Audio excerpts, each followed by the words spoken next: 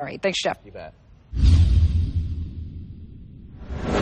Post-traumatic stress is very real when it comes to first responders. A recent study shows firefighters and police are 5 times more likely to suffer from PTSD than civilians. In this month's Strength to Live, Marie Waxel takes a closer look at the elevated rates of suicide among first responders due to their repeated exposure to traumatic situations.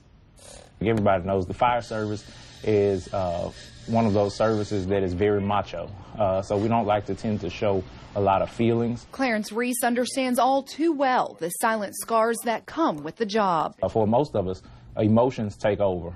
We give 100% when we show up to a scene to try to help that individual, that family, or those citizens. But however, even with doing everything that we know how to do, sometimes we lose people. It's the repeated exposure to traumatic events that can take a toll on the mind. I can recall a little kid trapped in a vehicle on I-20 years ago. We could not get him out. We knew that the child was not viable at that point, but you should have seen every firefighter on that scene still trying to manually, with 2 hands, break metal apart, trying to get a kid out of a car.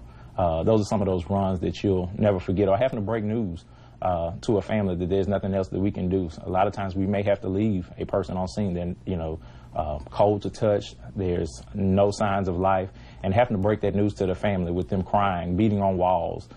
Those are some of the images that you'll never forget. We're sent home quite regularly because we can't fathom the things that have just taken place. A report by the Ruderman Family Foundation shows 103 firefighter suicides in 2017. We have things called critical incident stress management, where we have to sit down and we have to all debrief and talk about those. But it's very stressful, but it's something we signed up to do.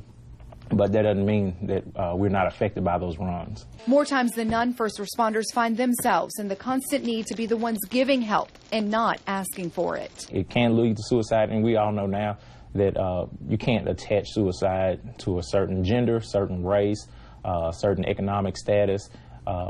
It does not discriminate. Help is available. But it's something we signed up to do.